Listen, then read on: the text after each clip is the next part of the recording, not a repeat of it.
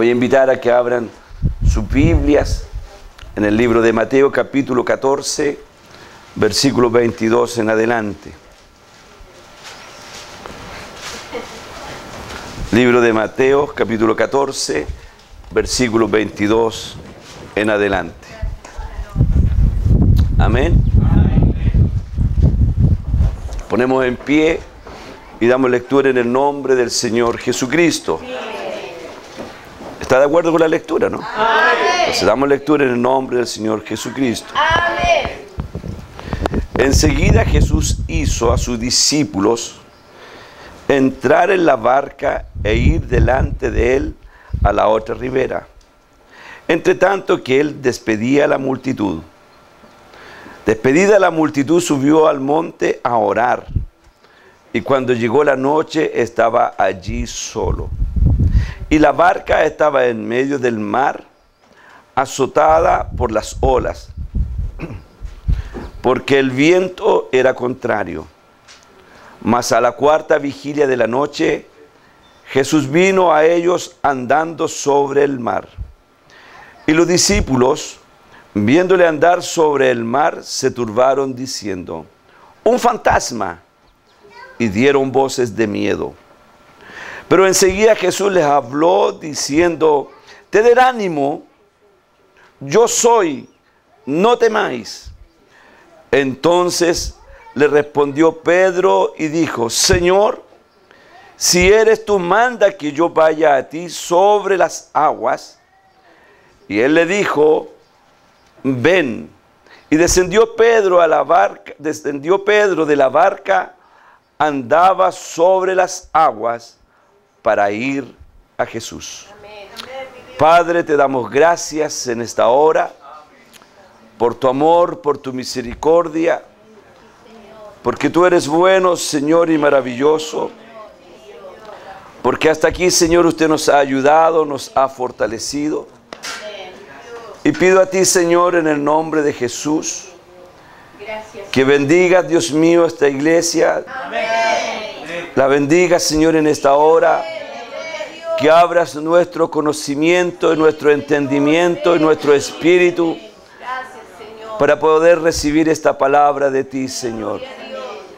Señor, muchas gracias te doy en esta hora. Gracias por la oportunidad que me permites, Señor, de estar en tu casa. Derrama sabiduría, Señor, sobre mi vida para hablar, Señor, lo que tú tengas, no lo que yo quiera hablar. Te lo ruego por amor de tu nombre. Depongo toda capacidad humana, todo conocimiento humano, Señor, lo depongo en esta hora. En el nombre de Jesús, en el nombre de Jesús, habla nuestras vidas, Espíritu Santo. Habla nuestras vidas, Espíritu Santo. Habla mi vida, Espíritu Santo. Necesito de ti, en el nombre de Jesús. Amén y amén. Demos gloria al Señor. Gloria a Dios, gloria a Dios, gloria a Dios.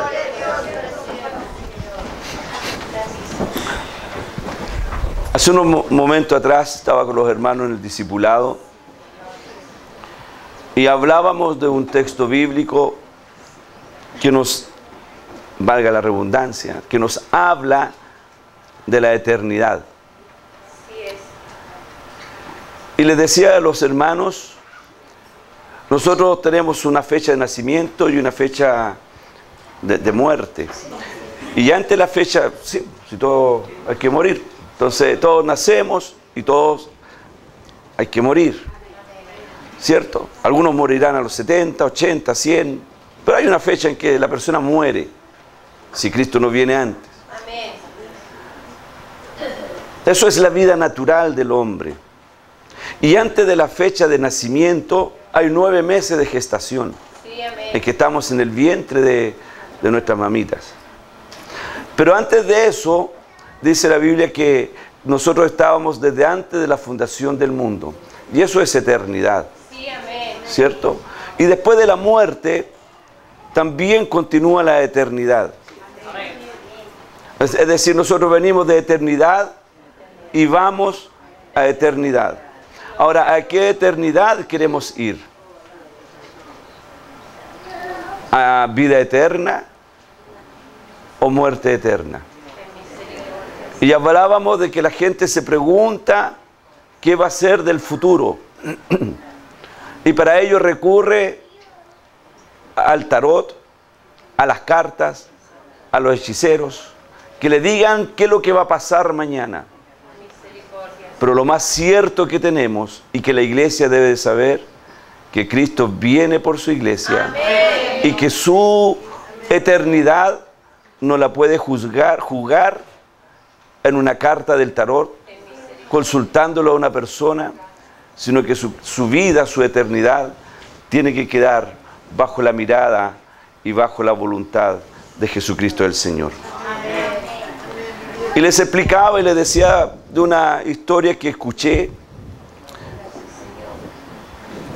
No es una historia, sino es un testimonio de una hermana que hizo un viaje en barco y en el trayecto el mar se levantó en una, ¿cómo se dice? Una tempestad, y la tripulación comenzó a asustarse, se desesperó, aún el capitán del barco también, y esta hermana no se desesperó y no corrió, ni gritó, ni alarmó a nadie, sino que ella solamente cantaba. Ella cantaba un himno, no sé, se me ocurre pensar, Señor mi Dios, no sé, ella cantaba. Pasó la tormenta y el capitán del barco le dijo, todos estaban desesperados, inclusive yo, porque creía que el barco junto conmigo moríamos todos. Y usted cantaba, le dijo, ¿por qué?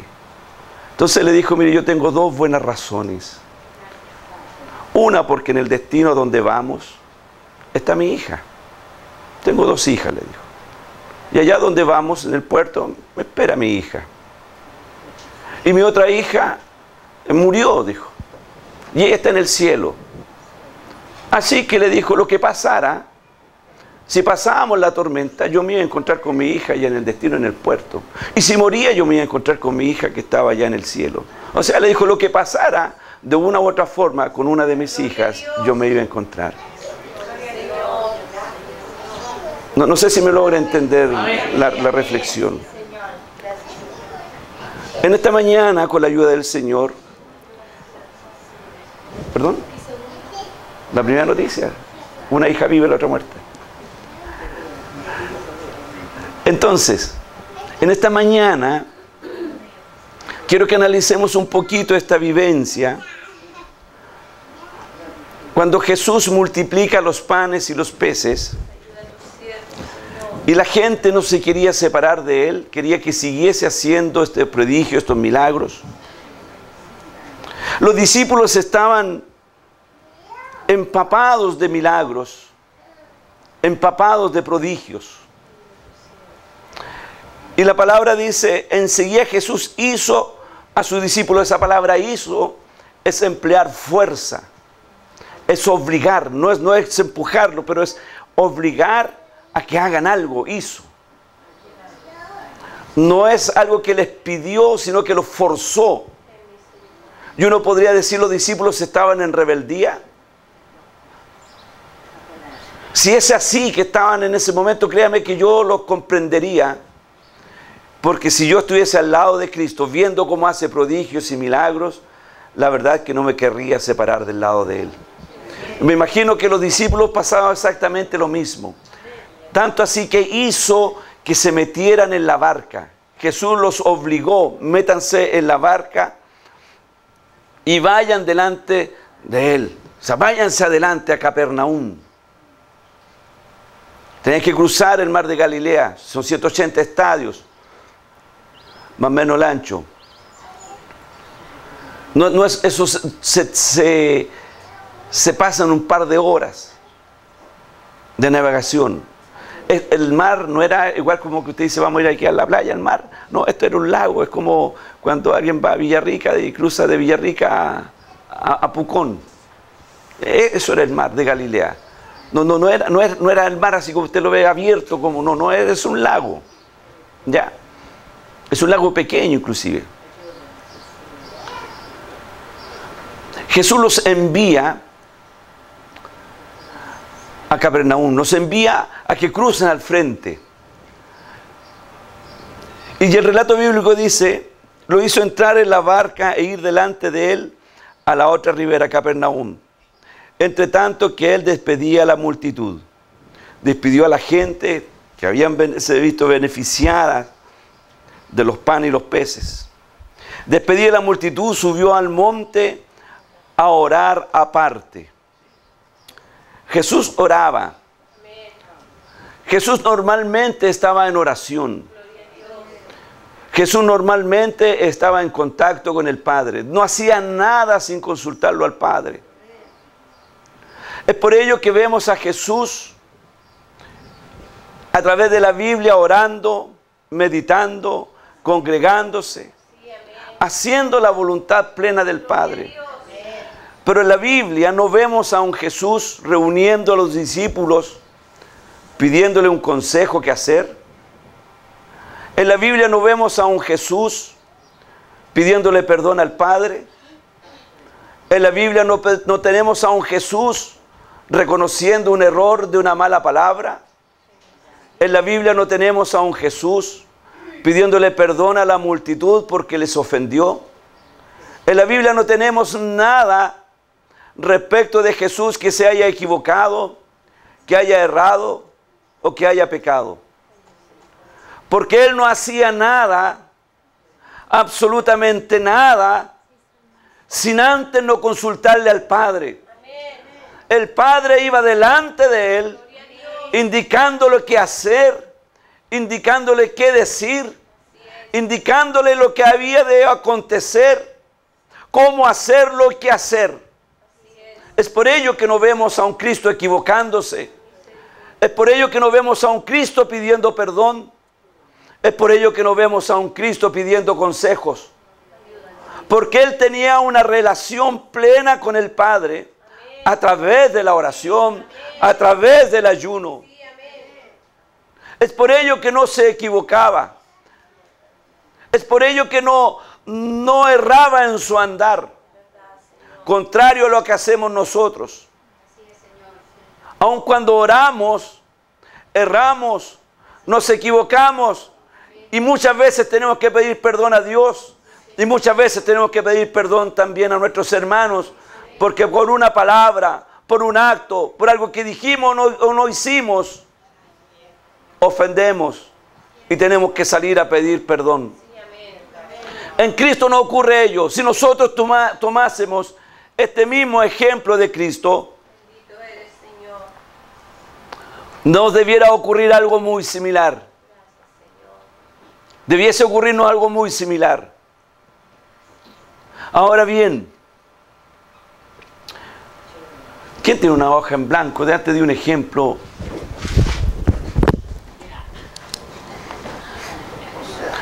Cuando estamos nosotros en Cristo el Señor, cuando más oramos, es cuando más nos alejamos de Dios. ¿O no? No, pues hermano, dígame, no, pastor, te he equivocado. Cuando más oramos, es cuando más cerca de Dios estamos. Pero cuando más oramos, cuando más buscamos del Señor, es cuando más vacío o más malo nos vamos a encontrar. Así es. Entre más buscas al Señor, te va a ocurrir esto, mi hermano, mi hermana. Permítame usar mi teléfono un momento. No voy a leer nada, no me voy a meter a Facebook ni nada, ni WhatsApp. Ando buscando una linterna.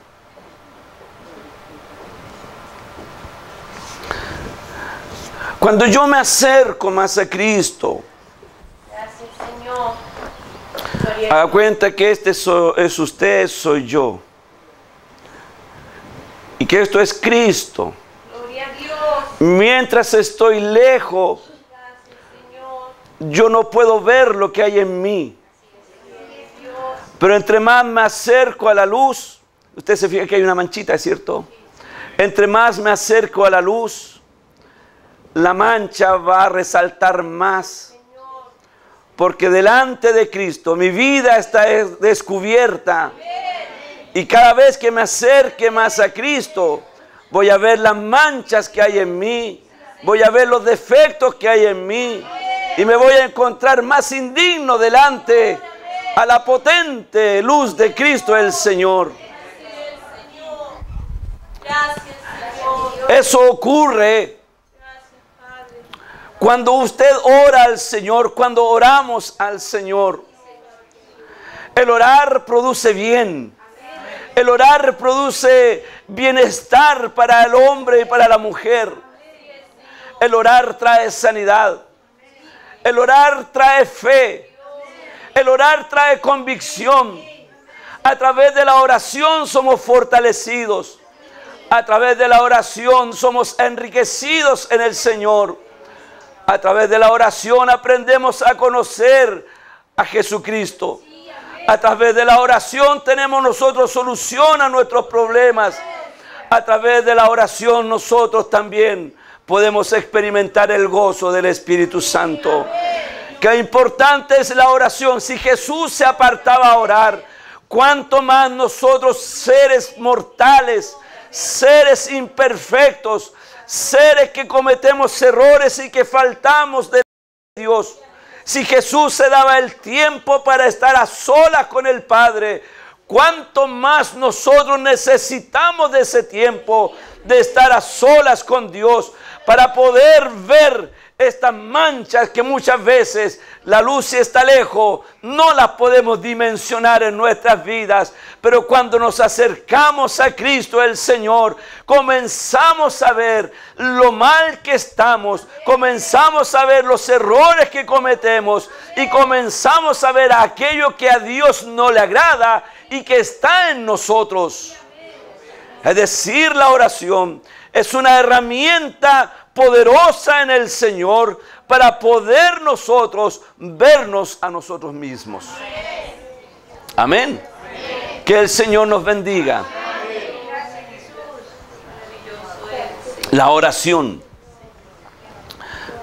Jesús despedía a la multitud, subió al monte a orar. Dice, subió a orar aparte. Y cuando llegó la noche estaba allí solo.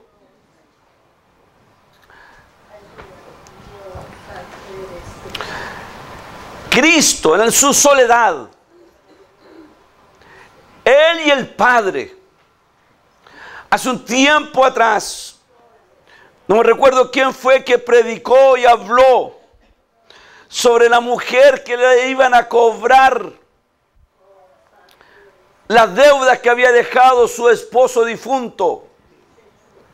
Y el profeta le dijo, enciérrate tú y tus hijos y comienza a llenar vasijas con el poco aceite que tienes. ¿Cierto? Amén. Y podemos ver ahí que la mujer se encerró en un cuarto. Ella, sus problemas, sus hijos que estaban siendo amenazados, su familia que estaba siendo amenazada, se encerró sola con el aceite. Y el aceite representa la unción del Espíritu Santo. Es decir, la mujer encerrada allí. Pero ¿quién salió de dentro de ella? Entró una mujer llena de problemas. Entró una mujer que tenía en riesgo sus hijos. Y salió una mujer bendecida. Salió una mujer con una solución. Eso es lo que da el efecto en nuestras vidas cuando estamos a solas con el Padre, cuando nos encerramos en nuestro cuarto, nos encerramos en un hogar, en un lugar secreto, a orar al Señor, a decirle: Dios, este es el problema, esta es la situación. Señor, yo quiero que tu luz alumbre mi vida, porque quiero ver lo que a ti no te agrada, lo que a ti no te gusta, lo que a ti no te alaba, lo que a ti no te bendice. Señor, ahí en la habitación, ahí en el cuarto, ahí en el templo, a la hora que usted quiera, es el momento suyo, íntimo con el Padre, en donde usted va al Padre y le dice: Padre, en el nombre de Jesús, y comienza a hablar con Él, comienza a experimentar entonces algo extraordinario que produce la oración, que es comunicarse con el Padre. Este elemento, este teléfono, es un ¿cómo podríamos llamarle? Artefacto, no es artefacto, es un aparato genial, un smartphone, es algo genial que ha creado el hombre, que yo puedo estar acá en Chile y puede que alguien esté en Estados Unidos y me puedo comunicar con este aparatito. Antes era con señales de humos, por correo, por telex, en fin, pero ahora lo tiene usted a la mano. Todos tienen un teléfono y ayuda a las comunicaciones. Me comunico hablando por un WhatsApp, no sé, pero existe un medio eficaz de comunicación entre personas. Pues bien, para hablar con Dios existe un medio más eficaz todavía, que es la oración. Porque acá usted podrá solucionar un problema, podrá saber de alguien, podrá hacer un buen negocio, pero con la oración usted va a entrar a Dios en su corazón y en su alma, y va a solucionar lo que en su vida nadie pudo hacerlo. Cristo el Señor, a través de la oración, puede lograrlo. Amén. Pero eso lo hace cuando usted entra, cuando yo entro en una intimidad con el Padre. Gracias, Señor.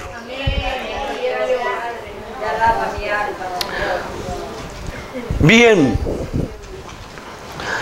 Normalmente podríamos hablar de este mensaje y ponernos en el lugar de Pedro, en el lugar de los apóstoles que estaban sobre la barca y que vino la tormenta y los azotó. Y yo les tendría que decir: hermanos, si estás en problema, si la barca se está a punto de hundir, no te preocupes, que ya viene el Maestro. Pero quiero que no pierda de vista esto. ¿Quién puso a los apóstoles en la barca? Cristo. ¿Quién los envió a que cruzaran? Cristo. Le pregunto, ¿Cristo no sabía que había una tormenta? Cuando se encontró con ellos, les tuvo que decir: chiquillos, discúlpenme, no le pregunté al hermano Iván Torres si había tormenta o no. Discúlpenme, no lo sabía. Si se asustaron, perdón, para la otra vamos a consultar bien, y cuando no haya tormenta, ahí vamos a viajar. No pasó eso. Yo quiero que entendamos en esta mañana que Jesús envió a los apóstoles a cruzar el mar de Galilea. Que Jesús sabía que había viento contrario, lo sabía. Que Jesús metió a los apóstoles en medio de una tormenta, es verdad. Jesús los metió en medio de la tormenta. A veces en nuestras vidas vamos a ser metidos en la tormenta por estar lejos de Dios o por estar frente a Dios cara a cara con Él. Pero vamos a ser sometidos en medio de la tormenta. Yo espero estar en medio de la tormenta estando cerca de Cristo. Y cuando estamos metidos en la tormenta, esta puede ser una tormenta en la familia, esta puede ser una tormenta en las finanzas, en la salud, en lo espiritual, en donde sea, Dios puede meternos en medio de una tormenta en donde nosotros no veamos solución. Ahora, ¿por qué Dios nos tiene que meter en la tormenta? ¿Por qué Dios me tiene que meter en una prueba? Dios sí nos prueba. Amén, Dios nos prueba. Dios no sabe cómo soy yo.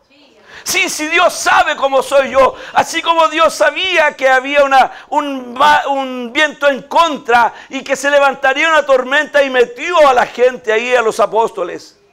Él lo sabía. Él sabía cómo reaccionaba Pedro. Él sabía cómo reaccionaba cada uno de los apóstoles frente a la tormenta.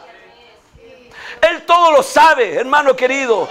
Cristo todo lo sabe, todo lo ve, todo lo escudriña. Nada es oculto para Él. Él sabe cómo reacciona frente a una mala palabra. Él sabe cómo reacciona frente a una enfermedad. Él sabe cómo reacciona frente a alguien que te ofende. Él sabe cómo reaccionas. Él lo sabe. Pero sabe por qué nos tiene que meter en medio de la tormenta. ¿Por qué nos tiene que probar? ¿Por qué es necesario la prueba a veces? Para que nosotros, la prueba es para nosotros, para que nosotros aprendamos a conocernos. Para que nosotros aprendamos a conocernos, cómo reaccionamos frente a una determinada situación. Soy yo el que debo aprender a conocerme. Soy yo el que debo aprender a mirarme y decir, yo no puedo estar acá o yo no puedo hacer esto porque el Espíritu Santo mediante la prueba me va a enseñar a mí a conocerme. Les colocaba el ejemplo de la hojita y la linterna. Yo tengo que aprender a conocerme. Es para mí la prueba, es para usted la prueba. De conocernos cómo reaccionamos. Cómo reaccionamos frente a determinadas situaciones. ¿Cómo reaccionamos?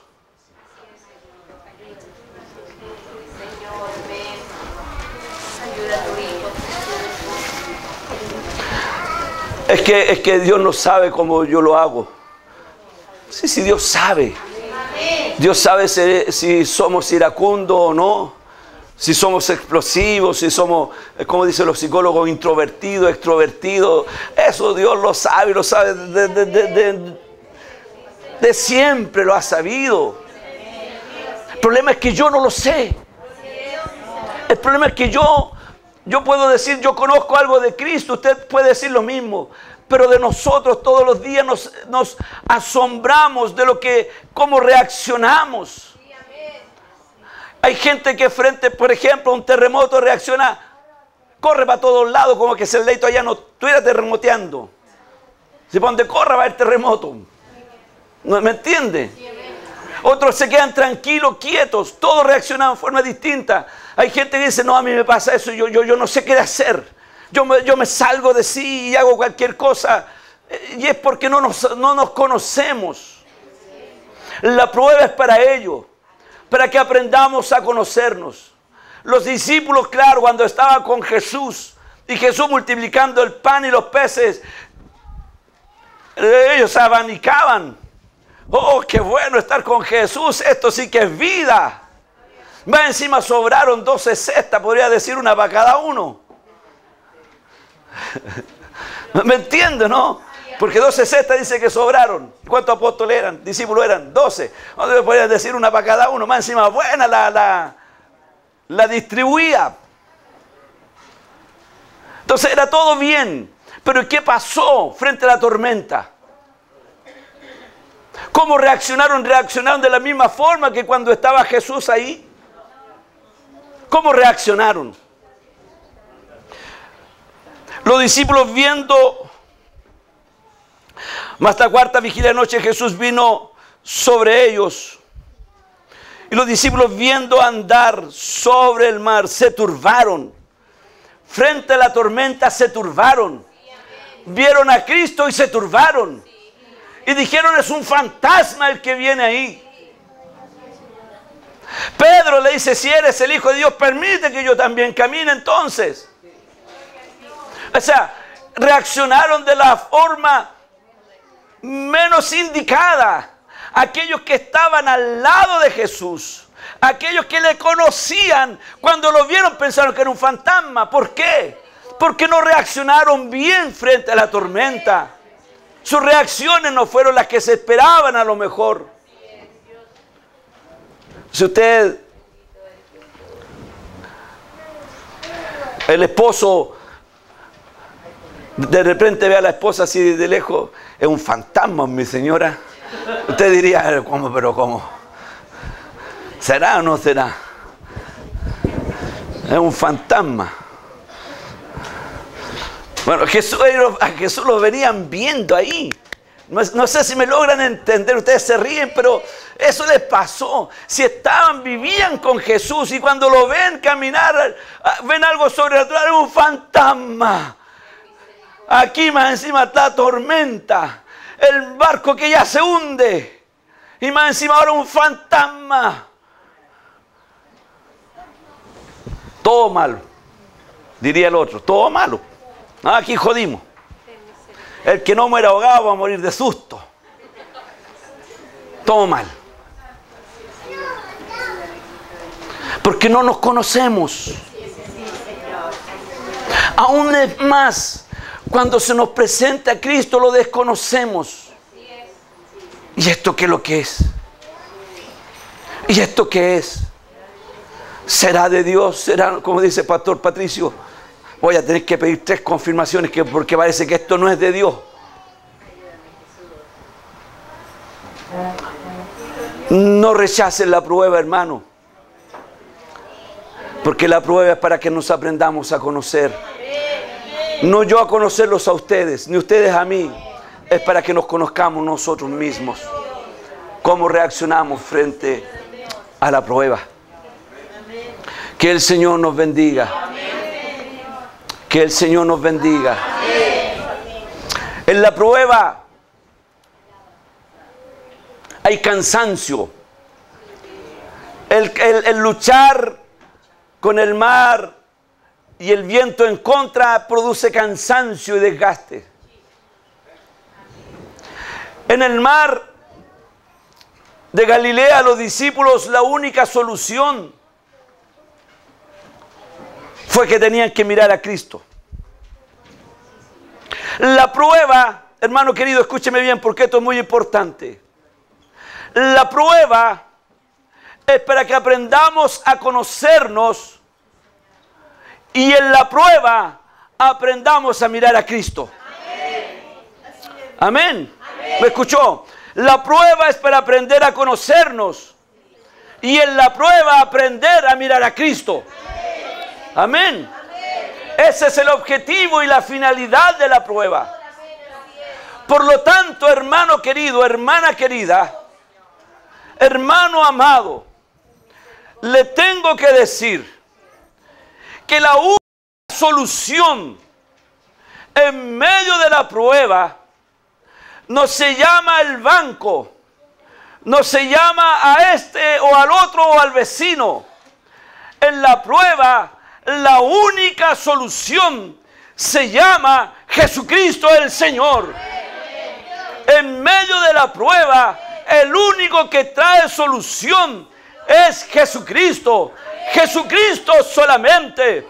Alabado sea el Señor. Oiga, hermano querido, hermana querida, cuando hablamos de Jesucristo, nuestra piel debiera erizarse. Porque es la persona más importante de la creación, la que viene a traerme una solución, no solamente a un problema físico, no solamente en algo personal, sino que también viene a traerme una solución al alma y al espíritu que me va a producir dividendos de vida eterna. Amén. Gloria a Dios. Los discípulos se cansaron. La lucha con el mar y el viento era feroz. La prueba era feroz. En medio del cansancio, perdón, en medio de la prueba está el cansancio, el luchar todos los días, el pelear todos los días. ¿Y cuándo se termina esto? ¿Y cuándo se termina esto otro? Estimada persona, usted que nos escucha semana tras semana, si estás cansado de luchar con el alcohol, si estás cansado de luchar con las drogas, con la marihuana, si estás cansado de luchar con la cocaína, si estás cansado de las luchas del hogar, si estás cansada de los golpes, si estás cansada del maltrato, si estás cansada de una mala vida, la solución se llama Jesucristo el Señor. Si estás cansado en medio de las pruebas de la vida, la solución se llama Jesucristo, Jesucristo, Jesucristo el Señor. Iglesia querida, en medio de tus dificultades que vives día tras día y que piensas cuándo termina este proceso, cuándo termina esto, también la misma respuesta, tu solución, y usted lo sabe. No piense que es un fantasma el que viene, es Jesucristo el Señor. Él es la solución, Él es la solución para la iglesia de hoy. Yo pensé que iban a saltar todo. Hablamos de una iglesia.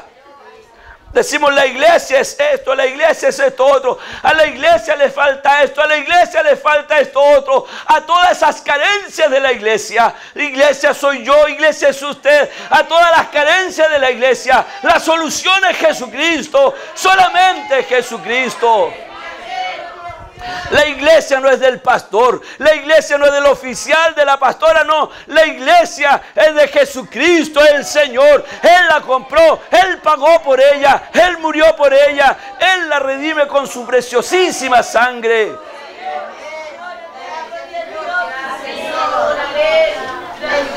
La solución es Jesucristo. No hay otro. Usted a lo mejor me escucha hablar y dice, esto lo hemos escuchado durante mis 40, 30 o 20 o 10 o un año de que soy cristiano. Si no lo has asimilado es porque has visto a Cristo como un fantasma y no como una solución. Lo estás viendo lo mismo que los apóstoles, estando con Él. Y cuando se les presentó haciendo algo sobrenatural, lo vieron como un fantasma. Y si piensan me están hablando de lo mismo y esto, es porque no has visto a Cristo como una solución, sino que lo has visto como un fantasma. Algo como un fantasma es algo no real. Es algo que no existe. Es una alucinación. Y estás viendo a Cristo como algo inalcanzable, como algo mitológico, como algo que existe en un libro que no sabes si es verdad o es mentira.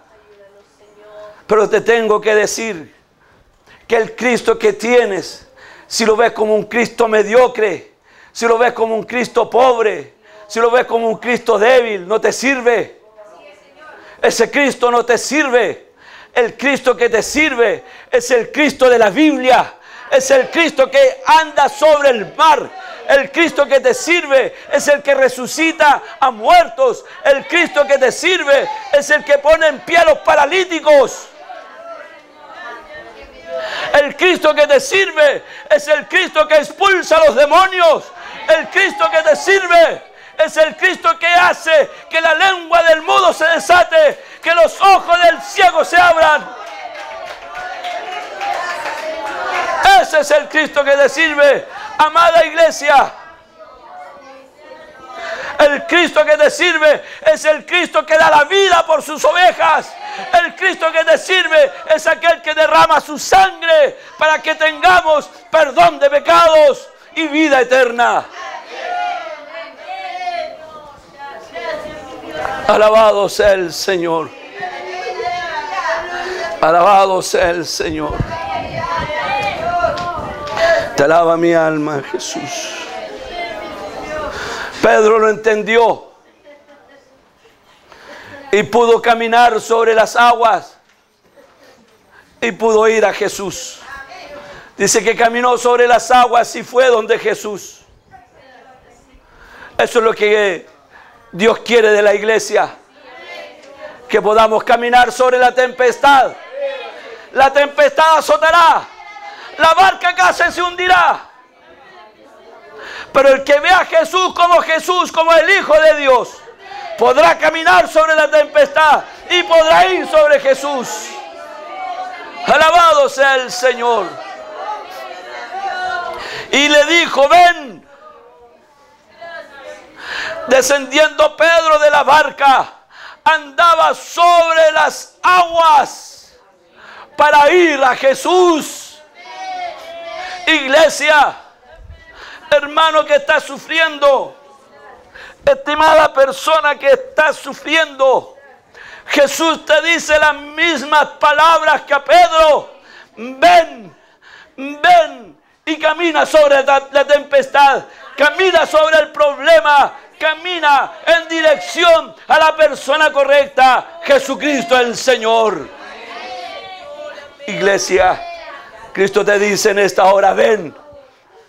No te dice vaya donde el agorero, no te dice no vayas donde el tarotista, no vayas donde el machi. No, te dice ven a Cristo, ven a mí. Hay una alabanza, ven a mí, quiero hacerte descansar. Hermano querido, hermana querida, estimada persona, ven a Cristo, que en medio de la tormenta también se descansa.